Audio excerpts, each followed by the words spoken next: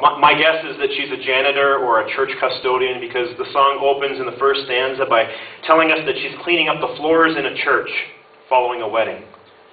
And Eleanor hasn't only missed the wedding that she cleans up after, she's missed her own. She lives alone. And she looks out the front window of her home and she sees all these people walking by. And she can't help but conclude that given all the people out there, there must be somebody as alone and lonely as I am. There must be someone for me. But here's what's odd. Nobody could possibly know how alone and lonely Eleanor is because of her special face. And when I say she's got a special face, I don't mean that she wears a mask like Batman might wear. I'm talking about her happy face. The song says she keeps it by the door. And it's the only face that anyone in the world ever sees on Eleanor, because before she goes out her door, she puts on her happy face. And that's the only face that anyone sees her wearing, her happy face. It's her I'm okay and you're okay and everything's okay face. In the second stanza, we meet someone else who is also the essence of loneliness, a priest named Father Mackenzie. And as we might well imagine, this priest is alone because he's made a vow of celibacy. To be a priest, you make a vow of celibacy, which means that at some level, he would never enjoy that most intimate of human relationships, that of a husband and a wife. But it goes beyond that. It goes beyond that because he's alone in another regard. He's alone in this. He has zero connection with his flock. He has zero connection with his congregation. There's a line in the second verse that says, no one comes near. There's no relationship between Father Mackenzie and the people that call him Father. And so in the dead of night, when his loneliness is inescapable, Father Mackenzie distracts himself from considering his sorry state by repairing the holes in his socks. Got to keep busy. So long as I'm busy, I won't have to think about how alone and lonely I am.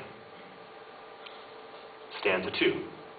Now, as sad and depressing as stanzas 1 and 2 are, stanza 3 is by far the saddest and most depressing of all. Eleanor has died, and I'm sure you all agree, almost without exception, when someone dies, it's a sad thing. But what makes Eleanor's death sadder than sad is that nobody comes to the funeral. Absolutely no one. And so Eleanor's name dies with her. The following blog, which will come up on the screen, expresses how hearing this third stanza makes me feel, and probably most of you feel as well. It's from Sway Baby. It is scary to think of living life that way, to the point of where you die, no one even cares, and no one comes to your funeral except the priest who's obligated to be there. And tell me, can there be anything more depressing and sad than that? Now, according to music experts, this song marks a shift in the Beatles' songwriting toward more serious topics. Love Me Do and the rest came before this, and they were hits long before this one.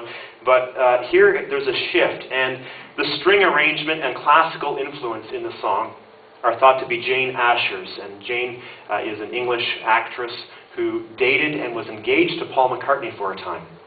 And Jane introduced Paul McCartney to Vivaldi, of all people, and the classical sound in the song reflects that influence from Jane. So it isn't just the lyrics which are important to the song Eleanor Rigby, but it's the arrangement and construction of the words in combination with that haunting string section. Prior to this, like I said, the Beatles had several #1 hits in the UK at least. But to reach #1 with a hit as somber and serious as Eleanor Rigby is most unusual. But they did it. Obviously, many people did and still do today relate to the feelings that this song evokes. And perhaps no other time of year magnifies feelings of loneliness more than the season of Christmas. Now, don't get me wrong. Christmas is the happiest season of all for some people. After all, there are parties for hosting, marshmallows for roasting. I don't know. That line always gets... Who roasts marshmallows at Christmas? Do any of you? I never do, anyway. But there are parties for hosting, and parties are fun, right? Parties are a lot of fun. But Christmas can also be the loneliest season of all. Something changes in your world. You lose a loved one, a spouse maybe. And suddenly those Christmas parties, they don't hold the appeal that they once did. You're not as excited about the invitation when it comes. So Christmas time can be a lonely time for widows and for widowers.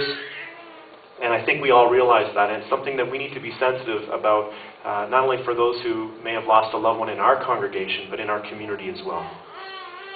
But then we need to remember that there are single people who may be just as lonely at this season.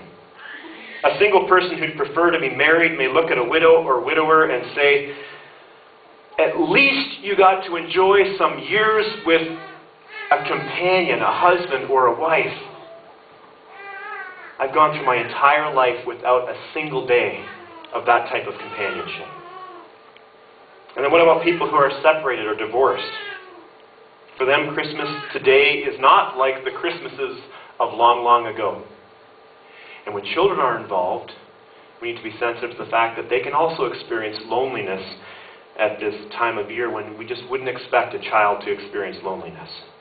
The loneliness can be there for them too, as they're spending a significant day with mom, but dad's not there, or dad and mom's not there. And what about the unemployed? I don't know about you, but even this past week I've heard so many people lamenting that this season is so busy and I have no time to do my shopping. I've got my work party on Friday night, my spouse's work party on Saturday night. And the unemployed person who's hearing this, must be hearing this, is thinking, man, I wish I had a work party to go to. How dare you complain? Or shopping. How am I going to get my kids gifts this year? Christmas can also be a lonely time for people who've experienced a breakdown of a friendship. You know, every year for the last 10 years, Carol's invited me to her annual Christmas party. The highlight of the season. But I won't be getting an invite to Carol's party this year. And then we forget that Christmas can be a very lonely time for people living in the latter end of their lives. I read this week about a 71-year-old man. He's retired, of course. He lives in Detroit, where he spends the better part of each day playing solitaire, which most of you know is a card game that you play with yourself. In 10 years playing the game, he's recorded completion of 132,400 games of solitaire. And he's kept a log of the results of each game.